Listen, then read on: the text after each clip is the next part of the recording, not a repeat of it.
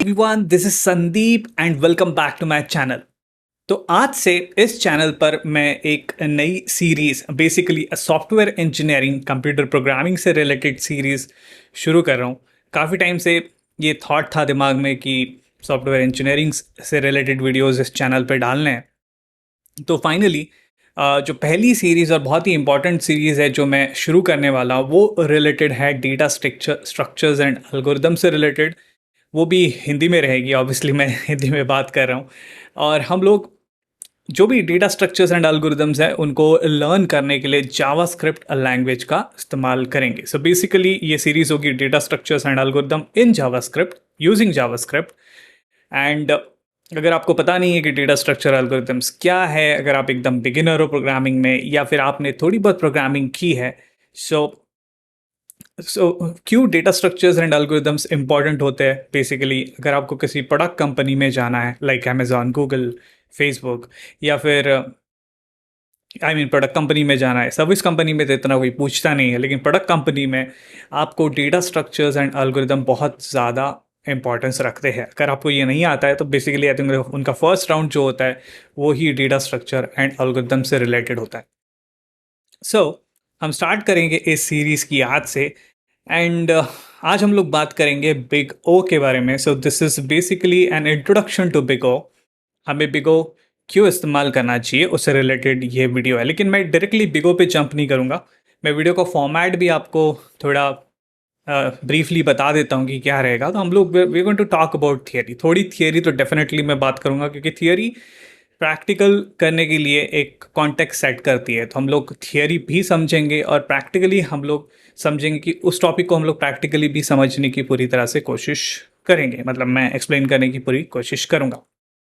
सो हम लोग स्टार्ट करते हैं लिटिल टॉक अबाउट प्रोग्रामिंग से। मतलब प्रोग्रामिंग अगर आप करते हैं या आपको प्रोग्रामिंग पता है थोड़ी बहुत भी, तो बेसिकली कंप्यूटर प्रोग्राम्स, जो भी कंप्यूटर प्रोग्राम्स हम लोग लिखते हैं वो बेसिकली कलेक्शन होता है डेटा और फंक्शंस का। यानी बहुत सारा डेटा होता है, बहुत सारे हम लोग फंक्शंस लिखते हैं। तो बेसिकली जनरली बहुत सारे फंक्शंस ऐसे होते हैं जो कुछ इनपुट लेते हैं and based on that input वो कुछ आउटपुट प्रोड्यूस करते हैं, राइट।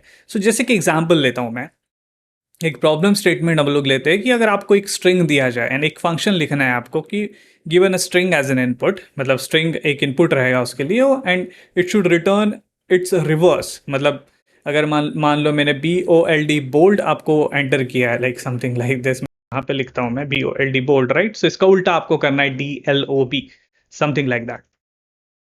सो अगर आप इसका सोल्यूशन लिखने जाओगे, अब इतनी बड़ी दुनिया है, बहुत सारे प्रोग्रामर्स हैं। अगर आप किसी आईटी कंपनी में काम करते हैं और ये प्रॉब्लम स्टेट में अगर मैं 10 प्रोग्रामर्स को दे दूं, राइट। सो वो 10 प्रोग्रामर्स अलग अलग सोल्यूशन इसका लेकर आएंगे, राइट। क्योंकि ये एक फंक्शन है, मान लो एक फंक्शन आपको लिखना है और इसके जो इम्प्लीमेंटेशन होते हैं, किसी भी कंप्यूटर प्रोग्राम के जो इम्प्लीमेंटेशन होते हैं वो हज़ारों लाखों कितने भी हो सकते हैं, राइट। तो अगर मैं अभी स्टैक ओवरफ्लो पे जाके देखूं, हम लोग जो सर्च करते हैं कि रिवर्स स्ट्रिंग, एंड मैं पहले जावास्क्रिप्ट डाल देता हूं बेसिकली, तो हेल्पफुल हो जाएगा सर्च करने में। So JavaScript reverse string Stack Overflow, ऐसे कुछ तो मैं यहाँ पे सर्च करता हूँ, ठीक है। एंड ओके, तो देख ले, ये लिंक शायद वही लिंक है जो मैं ढूंढने की कोशिश कर रहा हूँ। So how do you reverse string in place in JavaScript. So basically अगर हम लोग यहाँ पे स्क्रॉल डाउन करते हैं तो इसके यहाँ पे multiple implementations I think in लोगों ने दिए हुए हैं। स्क्रॉल डाउन आप देख सकते हो यहाँ पे, right. So there is implementation 1 जहाँ पे इन्होंने एक फंक्शन लिखा है रिवर्स, जहाँ पे वो स्ट्रिंग इनपुट ले रहा है, यहाँ पे ये फॉर लूप यूज़ कर रहा है। इम्प्लीमेंटेशन 2 भी है जहाँ पे फॉर लूप का इस्तेमाल हो रहा है, लेकिन एक जॉइन फंक्शन भी यूज़ हुआ है। इम्प्लीमेंटेशन 3 में भी फॉर लूप है। इम्प्लीमेंटेशन 4 थोड़ा डिफरेंट है, जहाँ पे देखो पहले वो लोग स्ट्रिंग को स्प्लिट कर रहे हैं, फिर रिवर्स कर रहे हैं एंड फिर ज्वाइन कर रहे हैं। इम्प्लीमेंटेशन 5 में व्हाइल लूप यूज़ हुआ है, 6 में फॉर लूप यूज़ हुआ है। सो आप देख सकते हो कि मल्टीपल इम्प्लीमेंटेशन, राइट। एक पर्टिकुलर प्रोग्राम के, एक पर्टिकुलर फंक्शन के मल्टीपल इम्प्लीमेंटेशन हो सकते हैं। तो हम लोग ये कैसे डिसाइड करें, right. So multiple implementation of a single problem could exist, multiple developers can come up with different solution, अलग अलग सोल्यूशन वो लोग लेकर आ सकते हैं। हम लोग कैसे डिसाइड करें कि किसका सोल्यूशन अच्छा है, राइट? हमें 10 प्रोग्रामर खड़े हो जाएंगे अपना सोल्यूशन लेके, बोलेंगे मेरा प्रोग्राम अच्छा है, मेरा प्रोग्राम अच्छा है। तो हमें कुछ सेट ऑफ रूल्स, कुछ तो जस्टिफिकेशन देना होगा कि किसका प्रोग्राम सही है, किसने उसे सही तरीके से लिखा है। देखो, सारे इम्प्लीमेंटेशन आउटपुट तो वही प्रोड्यूस कर रहे हैं। अगर प्रोग्राम वो आउटपुट प्रोड्यूस कर रहा है, इसका मतलब वो सही प्रोग्राम है। बट फिर भी उन 10 लोगों को हम लोग किस तरीके से सेटिस्फाई करेंगे, that is a question, right? तो उसके लिए I mean that's the idea, and उस आइडिया के कारण एक बिगो नाम का एक कॉन्सेप्ट बनाया गया, right? Big O, right? So it has a capital O, big O. So first thing जो होती है, good code versus bad code, right? I mean 10 लोगों ने 10 अलग अलग तरीके से फंक्शन लिखा है।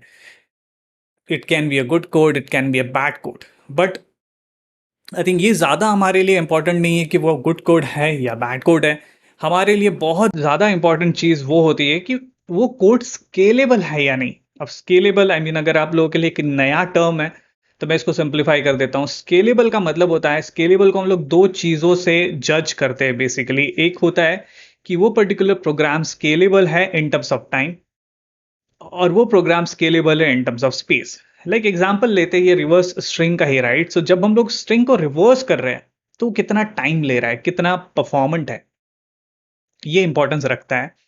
दूसरा, आप देख सकते हो कि जब हम लोग स्ट्रिंग को रिवर्स कर रहे हैं तो हम लोग यहाँ पे अलग अलग वेरिएबल्स क्रिएट कर रहे हैं, राइट? लूप रन कर रहे हैं, उसमें भी हम लोग वेरिएबल्स क्रिएट कर रहे हैं, तो कितना स्पेस ले रहा है। तो हमेशा हम लोगों को scalable code in terms of दो इंपॉर्टेंट टर्म्स में बात करनी होती है कि इन टर्म्स ऑफ टाइम, कितना परफॉर्मेंट है, कितना टाइम ले रहा है। दूसरा होता है इन टर्म्स ऑफ स्पेस, यानी कितनी जगह ले रहा है। और बेस्ड ऑन दैट, सो ऐसे बहुत सारे पैरामीटर्स होते हैं टाइम को लेकर, स्पेस को लेकर, एंड बेस्ड ऑन दैट हम लोग बोलते हैं कि ओके, अब ये जो पर्टिकुलर फंक्शन आपने लिखा है, किसी भी प्रोग्रामर ने लिखा है, वो ईदर एक्सलेंट है, बहुत अच्छा है, ठीक है, या हम लोग बहुत अच्छा, हम लोग या तो गुड, ठीक ठीक है, फेयर, गुड मतलब अच्छा है बोलेंगे हम लोग, फेयर मतलब ठीक ठाक है, ठीक है, लेकिन उसको हम लोग और भी इम्प्रूव कर सकते हैं। या तो बुरा है, या तो एकदम ही बुरा है, जिसको हम लोग हॉरिबल बोल रहे हैं। सो बेसिकली, और इनके लिए एक अलग अलग तरीके के टर्म्स भी होते हैं, जिसके बारे में मैं आने वाले वीडियोस में बात करूंगा। So I think you are getting the basic idea, right? So मैं थोड़ा अगर रिकैप करूँ तो एक पर्टिकुलर फंक्शन लिखने के मल्टीपल तरीके हो सकते हैं, जैसे हमने यहाँ पे देखा रिवर्स स्ट्रिंग, राइट? तो हम कैसे डिसाइड करें कि कौन कौन सा सोल्यूशन बेस्ट है? सो वो डिसाइड करने के लिए कुछ रूल्स बनाए हम लोगों ने इन टर्म्स ऑफ स्केलेबिलिटी। तो हम लोग टाइम और स्पेस के मामले में, कि वो प्रोग्राम कितना टाइम ले रहा है इनपुट देने पे, आउटपुट प्रोड्यूस करने में कितना स्पेस ले रहा है, एंड बेस्ड ऑन दैट हम लोग डिसाइड करते हैं कि whether the program is excellent, good, fair, bad और हॉरिबल, राइट? अब मैं आपको बताता हूँ कि ये टाइम, स्पेस या स्केलेबिलिटी क्यों इतना मैटर करती है। फिर हम लोग डायरेक्टली प्रैक्टिकल एग्जाम्पल के अंदर जंप करेंगे, जहां मैं कोड लिख के आपको इस पर एक्सप्लेन करने की कोशिश करूंगा। लाइक मैं जाता हूँ अमेजोन, आप पता है कि हम लोग अमेजोन के लिए ही जनरली प्रिपेयर कर रहे होते हैं, या गूगल के लिए प्रिपेयर कर रहे होते हैं डेटा स्ट्रक्चर्स एंड एल्गोरिथम। तो जब हम लोग यहाँ पे कोई प्रोडक्ट सर्च करते हैं, लाइक मैं अभी यहाँ पे आईफोन सर्च कर रहा हूँ, मैं सिर्फ आईफोन सर्च कर रहा हूँ, बट अमेजोन पे लाखों करोड़ों प्रोडक्ट्स है, राइट? तो अगर मान लो कि 10 प्रोडक्ट है जिसमें जाके मुझे आईफोन सर्च करना है, तो वो तो बहुत ईजी होगा, राइट? क्योंकि मुझे 10 प्रोडक्ट को ही देखना है। लेकिन जब लाखों प्रोडक्ट्स होते हैं तो मुझे लाखों प्रोडक्ट में जाके आईफोन को ढूंढना होता है। सो ऑब्वियसली 10 चीजों को काउंट करने में 1 2 3 4 5 6 7 8 9 10 बहुत कम समय लगता है। और मान लो ये आईफोन एकदम आखिरी में कहीं पे रखा हुआ है इस लिस्ट में, और मुझे लाख बार काउंट करना है 1 2 3 4 5 6, तो आई मीन ये वीडियो कितना 1 घंटा लंबा हो जाएगा, राइट? सो आप समझ पा रहे हैं कि मैं क्या एक्सप्लेन करने की कोशिश कर रहा हूँ, कि एक प्रोग्राम, ये मान लो आपने एक सर्च का प्रोग्राम लिखा है, सर्च अ प्रोडक्ट, राइट? हो सकता है कि ये प्रोडक्ट, वो जो प्रोग्राम हमने लिखा है, अब ये जब मैं आईफोन एंटर कर रहा हूँ यहाँ पे, तो मुझे जल्दी से प्रोडक्ट आने चाहिए, राइट? कोई यूजर वेट नहीं करेगा घंटा भर, 2 घंटा भर, या हम लोग यहाँ पे बोलेंगे आप कल आइए, कल हम आपको आईफोन के रिजल्ट दिखाएंगे, तो आप अमेजोन कभी इस साइट को कभी इस्तेमाल ही नहीं करेंगे, right? So this is really important, इसीलिए ये मैटर करता है, राइट? कि जब मिलियंस ऑफ डेटा होता है और उस मिलियंस ऑफ डेटा पे आप कोई फंक्शन लिखते हो, राइट? जैसे कि अमेजोन का प्रोडक्ट सर्च है, या ट्विटर पे आप जाके जो ट्वीट्स देखते हो, तो करोड़ों लाखों ट्वीट्स वहां पे होते हैं, राइट? इंस्टाग्राम के जो फीड्स होते हैं वो भी बहुत सारे होते हैं। तो ये सारी चीजें, मान लो इन पे जब आपको बहुत सारे डेटा पे काम करना होता है, तो आपके फंक्शन का performance in terms of time and in terms of space बहुत ही ज़्यादा इंपॉर्टेंट हो जाता है, एंड इंटरव्यू में बहुत ज़रूरी फैक्टर होता है। ठीक है, तो प्रैक्टिकली हम लोग इसको देखते हैं अभी। तो मैं एक्चुअली क्या करने वाला हूँ यहाँ पे, इसको मैं बंद कर देता हूँ एंड हम लोग एक सिंपल सा प्रोग्राम मैं आपको एक्सप्लेन करने के लिए यूज़ करूँगा।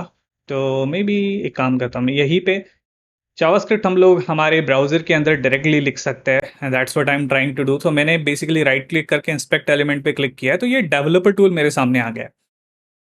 Now I am going to go into sources नाम का यहाँ पे एक टैब होता है, यहाँ पे आप जावास्क्रिप्ट लिख सकते हो। तो बेसिकली ये ऐसा एरो दिखेगा आपको, यहाँ पे आपको स्निपेट्स करके एक ऑप्शन मिलेगा, वो आपको मेरा सेलेक्टेड है इसलिए वो दिख रहा है। अगर ऐसे आपके केस में ऐसा हो सकता है कि वो ऐसा दिखे, तो आपको यहाँ पे जाके सिर्फ स्निपेट्स सेलेक्ट करना है। जैसे आपने स्निपेट सेलेक्ट कर दिया, आप यहाँ पे कोड लिख सकते हो, जावास्क्रिप्ट का कोड, जिसे हम यहीं पे रन करके चेक कर सकते हैं।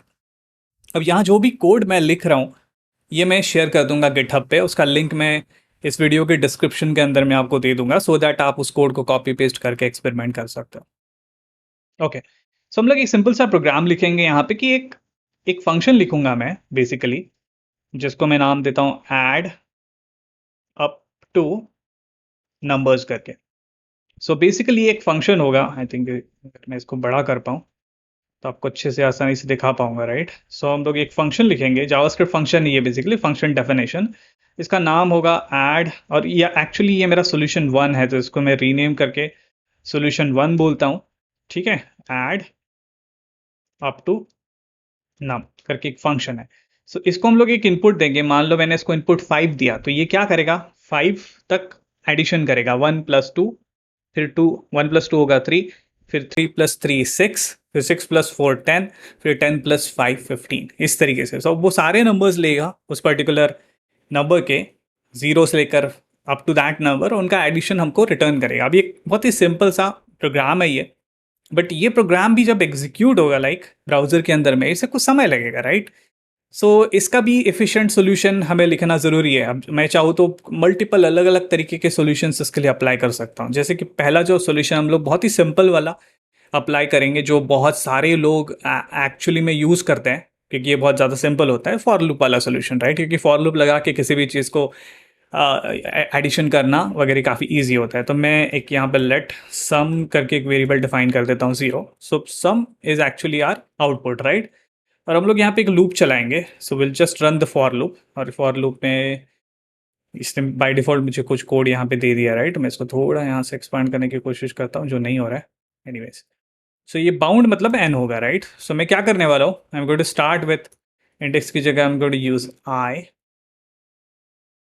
ठीक है, सो हम लोग 0 से शुरू करेंगे, और जब तक हमारा आई, पहले आई 0 होगा, एन से छोटा है, बेसिकली हम लोग लेस देन इक्वल टू लेंगे। मतलब जब तक वो 5, मतलब अगर मान लो मैं इसको कॉल कर रहा हूँ इस फंक्शन को add up to num, right, और इसको 5 ऐसे इनपुट दे रहा हूँ, तो मैं यहाँ पे चेक करना चाह रहा हूँ कि I start with 0, I 0 less than 5, right. तो मैं यहाँ पे अंदर में आऊँगा इस कोड के अंदर, और सम को मैं यहाँ पे सिंपली प्लस करूँगा, plus equals to i, nothing else.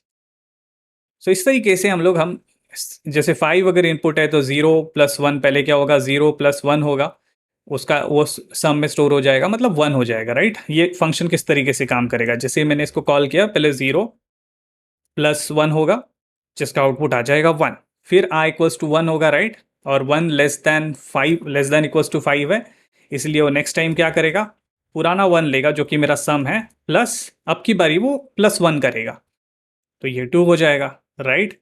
उसके बाद में अब हमारा सम 2 हो गया है, राइट। इसके बाद में यहाँ पे आई की वैल्यू 2 हो जाएगी, तो 2 +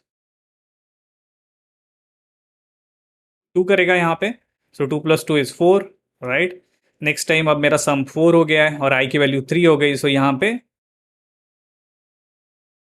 4, 0 + 1 करेक्ट, 1 + 1 2 हो गया, करेक्ट, 2 + 2 4 हो गया, करेक्ट।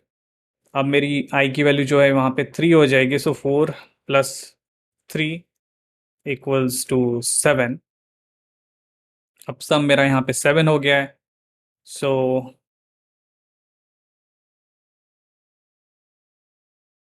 ओके, पहले आई की वैल्यू एक्चुअली 0 होगी, 0 + 0 0 होगा, राइट। फिर मेरी आउटपुट 0 हो गया, तो 0 + 1 = 2, फिर 2 + 2 = 4, और फिर यहाँ पे 4, सॉरी 2 + 3 होगा, क्योंकि यहाँ पे आई भी लिखता जाता हूँ मैं यहाँ पे कि आई पहले हम लोग का 0 रहेगा। तो ये हो गया, ठीक है। यहाँ पे मेरा आई जो है वो 1 हो गया, ठीक है। तो आई की वैल्यू यहाँ पे 1 हो गई, राइट। इस केस में अब मेरा यहाँ पे आई जो होगा वो 3 हो जाएगा। सो सम मेरा 2 है, सो 2 + 3 विल बी 5।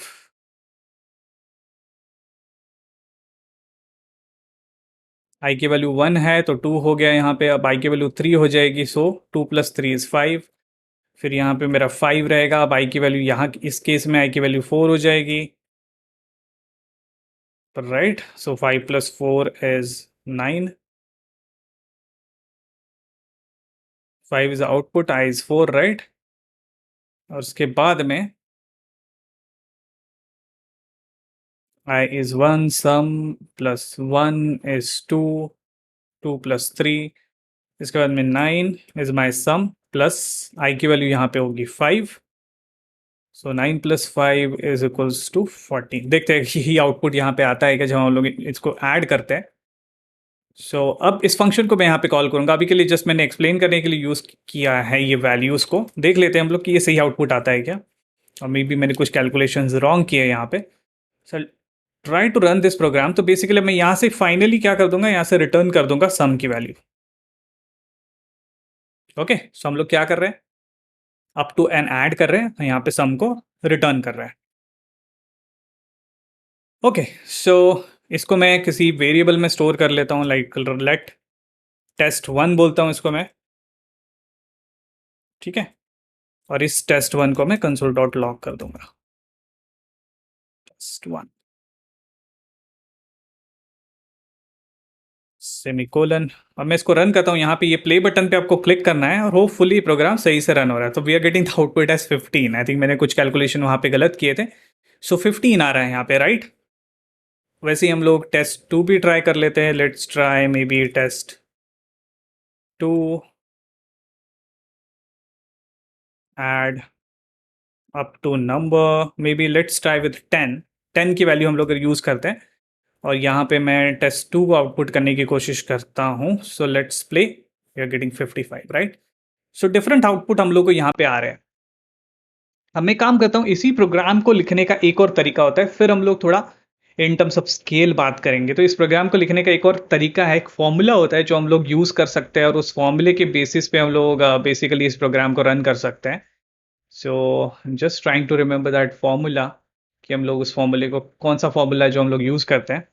तो उसको मैं यहाँ पे एक नया स्निपेट ऐड कर देता हूँ, ऐड अप टू नंबर, और सेकंड सोल्यूशन बोलता है इसको मैं, ठीक है। यहाँ से मैं कुछ चीज़ें कॉपी पेस्ट करूँगा। Let's copy the entire code from here, और इसको मैं यहाँ पे पेस्ट कर देता हूँ, ठीक है। तो यहाँ पे हमने सम इक्वल्स टू 0 बनाया। इंस्टेड ऑफ दैट मैं क्या करूँगा, एक फॉर्मूला यूज़ करूँगा। सो वो फॉर्मूला बेसिकली ऐसे होता है, एन मतलब जो भी हमको इनपुट आ रहा है, इनटू, इसकी मुझे ज़रूरत नहीं है, इसको मैं बोलता हूँ n+1, ठीक है, n+1, और फिर हम उसको डिवाइड कर देते हैं 2 से। तो आई मीन ये एक फॉर्मूला होता है बेसिकली इस प्रॉब्लम को सॉल्व करने का, जो मैंने डायरेक्टली यहाँ पे यूज़ कर लिया है। अगर मैं इस प्रोग्राम को भी अगर अभी भी टेस्ट करना चाहूँ, तो ये 10 के केस में मुझे आउटपुट 55 देना चाहिए। तो मैं ये क्लियर कर देता हूँ, इस प्रोग्राम को हम लोग रन करते हैं। देख रहे हो यहाँ पे 55 आउटपुट मिल रहा है। तो मैं यही समझाने की कोशिश कर रहा हूँ कि there are multiple ways, right. दो यहाँ पे अलग अलग तरीके, और भी तरीके हो सकते हैं इस प्रॉब्लम को सॉल्व करने के, लेकिन मैंने दो तरीके एज एन एग्जाम्पल यहाँ पे लिया है। एक में हम लोग फॉर लूप यूज़ कर रहे हैं, और दूसरे में हम लोग जस्ट एक क्रेजी सा फॉर्मूला यूज़ कर रहे हैं जो कहीं ना कहीं से इन्वेंट हुआ है, ठीक है। तो अभी काम करते हैं हम। अब हम देखते हैं कि ये सही में ये प्रोग्राम किस तरीके से परफॉर्म करता है। दोनों में से कौन सा बेस्ट सोल्यूशन है वो भी आइडेंटिफाई करने की हम लोग यहाँ पे भी कोशिश करेंगे। सो जावास्क्रिप्ट में से मैं एक काम करता हूँ कि I am just going to use this output that is test. इसको मैं टेस्ट से रिप्लेस कर देता हूँ, ठीक है। और यहाँ पे हम लोग तो बेसिकली एक कुछ टाइमिंग फंक्शंस होते हैं जावास्क्रिप्ट में। अब ये परफेक्ट नहीं है, ये कंप्यूटर के हिसाब से, आपकी मशीन, मेरी मैक है, विंडोज़ है, आपके मशीन के कॉन्फ़िगरेशन में अलग-अलग चीज़ें हो सकती है, राइट? सबके मशीन का कॉन्फ़िगरेशन अलग हो सकता है। तो this is not the best approach, एक एक तरीका है जस्ट ढूँढने का, वो मैं यहाँ पे ट्राई कर रहा हूँ। तो यहाँ पे मैं 2 अलग-अलग वेरिएबल्स क्रिएट करूँगा, so I I can say this is a constant, okay? So मैं यहाँ पे स्टार्ट टाइम बोलूँगा एंड हम लोग एक फंक्शन होता है परफॉर्मेंस डॉट नाउ करके जावास्क्रिप्ट में एक फंक्शन होता है जिसको हम लोग यूज़ करेंगे। एंड इसी तरीके से तो मैंने ये एक स्टार्ट टाइम बोल दिया, मतलब इस कोड को, इस फंक्शन को कॉल करने से पहले मैं एक फंक्शन कॉल कर रहा हूँ परफॉर्मेंस डॉट नाउ, ठीक है? उसी तरीके से मैं एक और वेरिएबल बनाऊंगा, उसको मैं एंड टाइम बोलूंगा। सो ये प्रोग्राम कब स्टार्ट होने से पहले का टाइम मैं ले रहा हूँ, और उस इस प्रोग्राम के एग्जीक्यूशन के बाद वाला एक टाइम मैं ले रहा हूँ एंड टाइम, और इसको मैं यहाँ पे कैलकुलेट करूंगा। और फाइनली हम लोग टेस्ट तो दिखाएंगे, लेकिन साथ ही साथ हम लोग एक और चीज़ कंसोल डॉट लॉग यहाँ पे करेंगे जो होगा elapsed टाइम। सो टाइम टोटल, तो मैं टाइम elapsed बोलता हूँ इसको, एक्चुअली ज़्यादा बेटर रहेगा टाइम elapsed। और मैं ट्राई करता हूँ कि हम लोग स्ट्रिंग लिटरल सिंटैक्स यूज़ करें जावास्क्रिप्ट का यहाँ पे, टाइम elapsed, जिसमें मैं एंड टाइम सब्सट्रैक्ट करूँगा स्टार्ट टाइम से, ठीक है? और इसको हम लोग डिवाइड कर देंगे 1000 से, क्योंकि ये जो रिजल्ट मुझे जो रिटर्न हो रहा है यहाँ पे, ये मिली सेकेंड में होता है, तो उसे मुझे सेकंड्स में कन्वर्ट करना है, तो मैं इसको थाउजेंड्स कर देता हूँ यहाँ पे, ठीक है? और आखिरी में यहाँ पे सेकंड्स लिख देता हूँ। सो ये एक पर्टिकुलर आउटपुट मुझे देगा। कोशिश करता हूँ इसको थोड़ा छोटा करने की यहाँ से, ताकि आपको दिखे, ठीक है? यहाँ पे थोड़ा हम लोग छोटा कर देते हैं इसको, ठीक है? अभी हम लोग क्या कर रहे हैं, and time minus start time कर रहे हैं, और थाउजेंड से उसको डिवाइड करके हम देख रहे हैं कि यहाँ से यहाँ कितना टाइम लगा, राइट? सिमिलर थिंग हम लोग को वहाँ पे भी करनी है, तो मैं काम करता हूँ, ये पूरा कोड यहाँ से कॉपी करता हूँ और इसको यहाँ पे भी पेस्ट कर देता हूँ, ठीक है? यहाँ पे भी उसकी हमको ज़रूरत पड़ेगी। ओके, नाउ दोनों के बोथ प्रोग्राम के केस में मैंने, देखिए, सेम चीज़ रखी है। तो पहले हमने फर्स्ट ये लूप वाला एग्जांपल लिखा था, राइट? तो इस केस में हम लोग देख लेते हैं कि टाइम कितना लग रहा है। तो मैं इसको क्लियर करता हूँ, अब इसको रन करता हूँ इस प्रोग्राम को। सो ये बोल रहा है कि 0 सेकंड लगे। फिर से एक बार ट्राई करते हैं। अभी देखो ये 0.002 कुछ तो ऐसे टाइमिंग बता रहा है। अब सेम चीज़ हम लोग, अब हम लोग क्या करेंगे, जब 10 एक छोटा नंबर है, हम लोग इस नंबर को थोड़ा थोड़ा बड़ा करते हैं। Maybe let's try with 1000, right? 1000 के साथ ट्राई करके देखते हैं। तो in that case almost 0 second ही लग रहा है, कुछ ज़्यादा ऐसे चेंज नहीं दिख रहा है। इसको बढ़ा देते हैं, मे बी 10 लाख कर देते हैं। सो दिस इज 10,000, ये 1 लाख हो गया, इसको 10 लाख कर देते हैं, ठीक है? 10 लाख करके ट्राई करते हैं। अब ये थोड़ा टाइमिंग ले रहा है, यहाँ पे क्लियरली दिख रहा है, ठीक है? 10 लाख भी थोड़ा कम पड़ रहा है, और 2 शून्य ऐड कर देता हूँ मैं, ठीक है? और अभी ट्राई करते हैं। अभी देखो 0.135 सेकंड्स ले रहा है ये, ठीक है? मैंने कितने यहाँ पे ज़ीरो ऐड किए, 1 2 3 4 5 6 7 8 9 10, 10 शून्य मैंने ऐड कर दिए, काफ़ी बड़ा नंबर हो गया अभी ये। अभी हम लोग ट्राई करते हैं। अब देखिए टाइम ले रहा है, मुझे वेट करना पड़ेगा।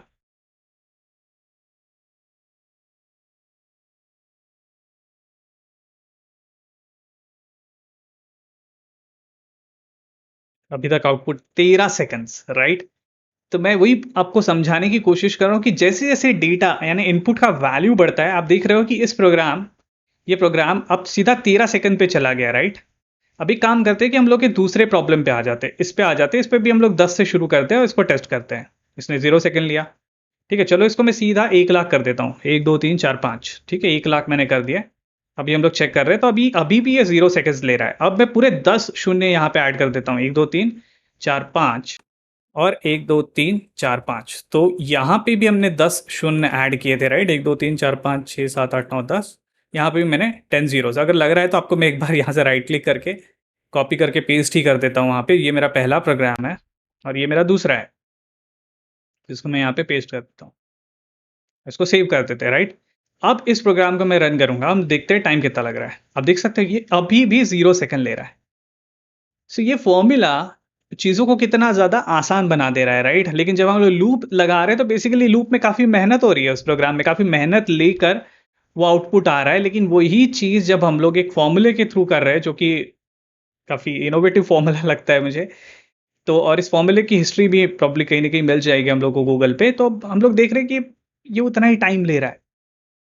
सो कंक्लूजन यही है कि मैं आपको यही समझाना चाह रहा था कि एक एक प्रोग्राम, एक फंक्शन आप जब लिख रहे हो, सो हम लोग जस्ट समराइज करते हैं इस पूरे वीडियो को। सो क्यों हम लोग बिगो पे हम लोग इतना रिलाय करते हैं, तो वापस मैं समराइज करता हूँ कि लाइक एक प्रोग्राम जो होता है उसके मल्टीपल सोल्यूशन हो सकते हैं। लाइक हमने ऐड अप टू एन का एग्जाम्पल यहाँ पे देखा, जिसमें हम लोग एक सोल्यूशन हमने यूज किया जिसमें हमने फॉर लूप यूज किया है, दूसरा सोल्यूशन हमने एक फॉर्मूला यूज करके किया है, राइट। लेकिन हमने एक चीज देखी कि जैसे जैसे इनपुट की वैल्यू बड़ी होती है, वैसे वैसे यहाँ पे फर्स्ट सोल्यूशन में टाइम बढ़ता जाता है। लेकिन सेकंड सोल्यूशन में इनपुट की वैल्यू कितनी भी रहे, टाइमिंग ऑलमोस्ट 0 सेकेंड्स ही आ रहा है, राइट। सो हम लोग कैसे आइडेंटिफाई करें कि आपने 2 प्रोग्रामर या 10 प्रोग्रामर ने जो कोड लिखा है वो कितना परफॉर्मेंट है, कितना सही है। तो उसके लिए ही बिग ओ नाम का एक टर्म बनाया गया है जो बेसिकली बताता है कि कौन सा कोड स्केलेबल है। स्केलेबल का मतलब ये होता है कि scalable in terms of time and space, कितना टाइम ले रहा है और कितना स्पेस ऑक्यूपाई कर रहा है। एंड बेस्ड ऑन दैट हम लोग बोल सकते हैं कि आपका कोड एक्सेलेंट है, गुड है, फेयर है, बैड है, हॉरिबल है। आई थिंक हमारे केस में मुझे तो लग रहा है कि ये हम लोगों ने जो अभी कोड लिखा है ये गुड कैटेगरी में एटलीस्ट जाता हुआ दिख रहा है, राइट। ये वाला जो फॉर्मूला वाला है, राइट। लेकिन ये जो है ये कंप्लीटली हॉरिबल वे में या फिर बैड वे में जा रहा है, क्योंकि जैसे जैसे इनपुट की वैल्यू बढ़ रही है इसका टाइम बढ़ रहा है। तो ऐसे बहुत सारे फंक्शंस आप अपने प्रोग्राम, कंप्यूटर प्रोग्राम के अंदर में लिखोगे तो आपको आप कैसे डिसाइड करोगे कौन सा सही है, कौन सा गलत है, राइट, कौन सा परफॉर्मेंट है। इसके लिए बिगो हमें हेल्प करता है। तो आई थिंक इस वीडियो में मैं आपको यही समझाना चाहता था, डेटा स्ट्रक्चर एंड एल्गोरिथम की शुरुआत करने से पहले जो भी हम लोग आगे डेटा स्ट्रक्चर्स यूज करेंगे जो डेटा से रिलेटेड होंगे, और उस पर जो एल्गोरिथम्स हम लोग फंक्शंस लिखेंगे वो फंक्शंस परफॉर्मेंट होने चाहिए, वो स्केलेबल होने चाहिए। और कैसे हम लोग स्केलेबल फंक्शंस लिख सकते हैं वो हम लोग आने वाले वीडियोस में बात करेंगे। बट ये जानना जरूरी था कि कैसे हम लोग स्केलेबल कोड डिफाइन करते हैं, क्या जस्टिफिकेशन फैक्टर्स होते हैं, कैसे हम लोग बोल सकते हैं टाइम और स्पेस कॉम्प्लेक्सिटी के टर्म्स में हम लोग को बात करनी होती है। और कोड जो भी फंक्शन आपने लिखा हुआ है बेसिकली वो ये मल्टीपल कैटेगरीज में यहाँ पे डिफाइन होता है। तो नेक्स्ट टाइम हम लोग excellent, good, fair, bad, horrible इन सब चीज़ों के बारे में भी बात करेंगे। आई थिंक विद दैट मैं यहाँ पे रुकता हूँ, I will stop here. I think इस वीडियो में मैं आपको बस बिगो के बारे में एक बेसिक इंट्रोडक्शन देना चाहता था, एक कॉन्टेक्स्ट सेट करना चाहता था इस सीरीज से रिलेटेड। तो ये सारा कोड जो है मैं आपको गिटहब पे शेयर करके दे दूंगा, जाकर आप इस कोड को रेफर कर पाओ, इसे यूज कर पाओ, इसे प्रैक्टिस कर पाओ। तो मिलते हैं हम लोग नेक्स्ट वीडियो में, जिसमें मैं इस बिगो सीरीज से रिलेटेड और भी अलग टॉपिक्स लेकर आऊंगा। तब तक के लिए you take care and good bye.